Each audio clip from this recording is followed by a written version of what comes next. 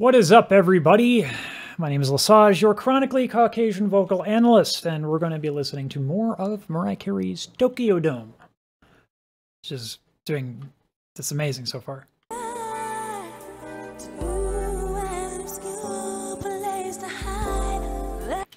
If you were trying to mimic this, it wouldn't go over very well.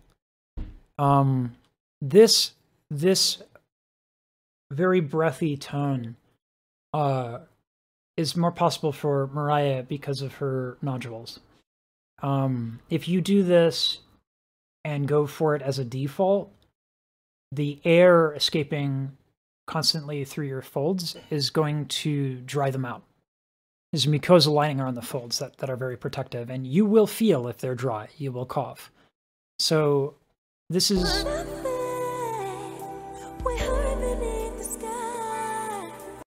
This is only slightly breathy because when you have the nodules, they're the little calluses on the vocal folds, and they're going to be the first ones to touch. And then so it's not like a completely even seal unless you really push them together. But she's not doing that here, right? There's not a lot of closure here. So you're getting that breathiness without her being breathy, which is cool.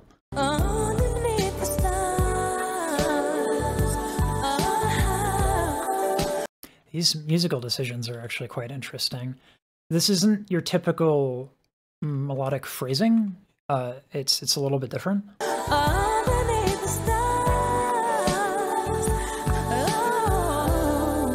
That's a gorgeous run.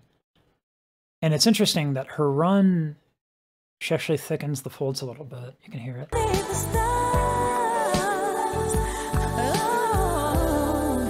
Right? Like those are much thicker folds as she descends there. So that's an interesting choice. Because usually you want to lighten up for runs, but you know, it doesn't always work out.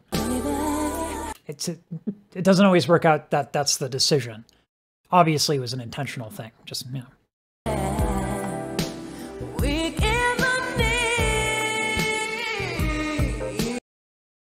Yes, mic technique. Watch her put the head to the side.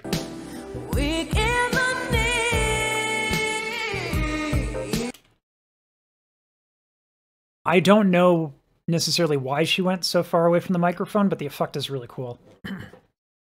I'm just guessing if this is why, but here's why I like it. You can actually hear her blend with the backup singers in a way that's really interesting.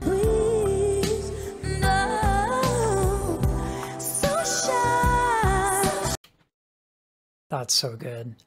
So, well, let's listen to it again and I'll point it out.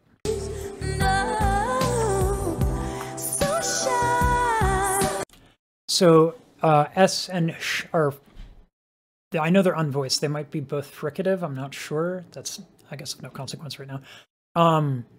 Sh gives that airy, like, hiss kind of thing to it. And she's been doing that very breathy style.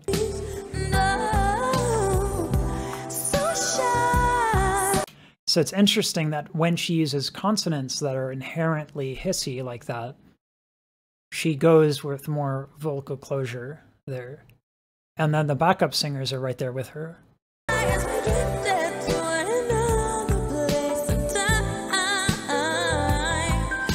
love that. These glottals are really good. Right, like, mine are not great. But what a glottal is just hold your breath for a second, and then sing, and it gives a percussive element to vowels that you wouldn't ordinarily have. The other one would be like a vocal stop, right? And that's very Michael Jackson, but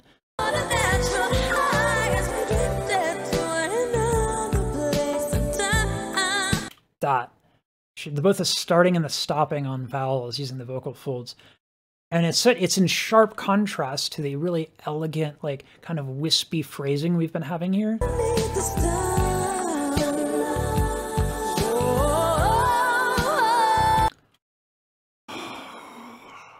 I just listen to these backup singers and her. It's just, it's amazing.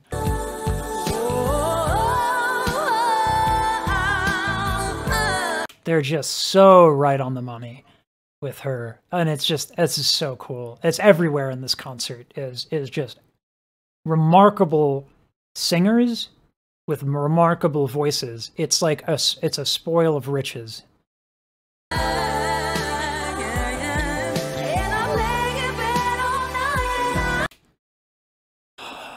So listen to, see if you can discern what the backup singers are doing here.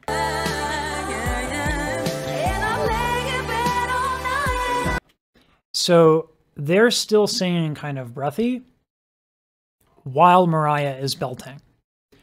And whoever's doing the audio is gutting the low end of the backup singers. And what ends up happening with this is that Mariah's belt actually sounds thicker because of this.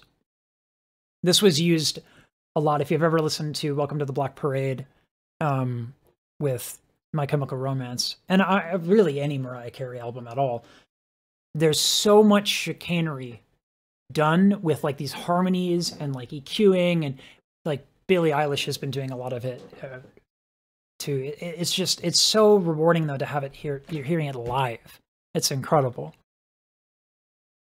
So this is a quality I really love.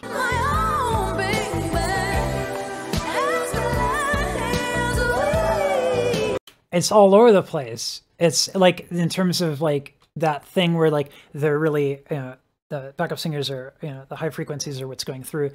It's just so good. It's so consistent and it's so rewarding.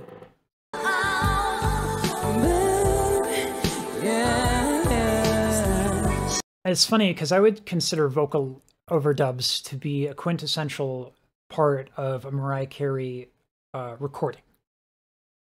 But that it's done live as well is kind of special. Yeah, people have backup singers and they do it all the time, but this sort of blending is very idiomatic of her. Of course, she's not the only one who does it, but she does it. It's like, that's a Mariah sound, right? And for her to go out of her way to bring that with her live, like she could just play a backing track, right? She doesn't need to do live singers, but she does. And it does make it special, that element.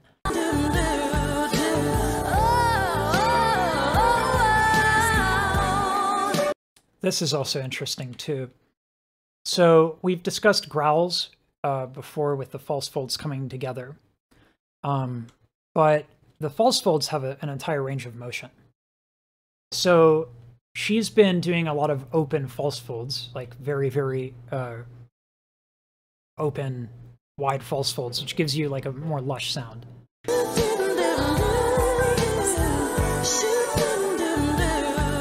And then she starts bringing them together here. Right? So if I were to, right? They're super wide. Right? So you can adjust your false folds to adjust tone quality. And so she gradually brings them not together, but kind of in a neutral speech-like position. So from open.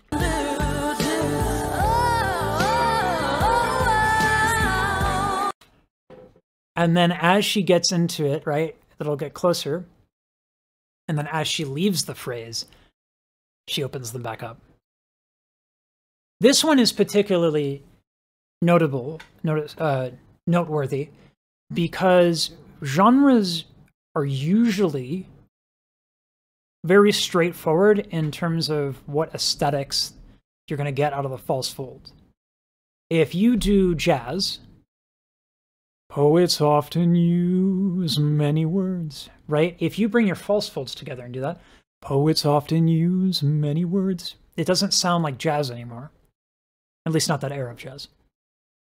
So for her to so freely, like throughout the entire phrase, kind of shape the phrase by bringing them together and apart is really clever, and you're not going to hear that a lot.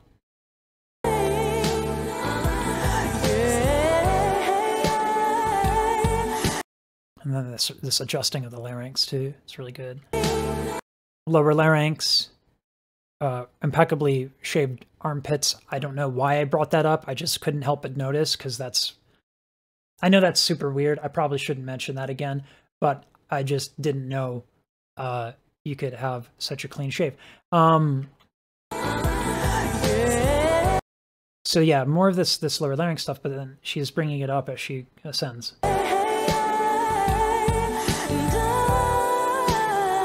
So there's a lot going on. Like this is not your usual belt fest or high note craziness from her, but there's still a lot going on that she's doing to shape the tone. It's really, really good.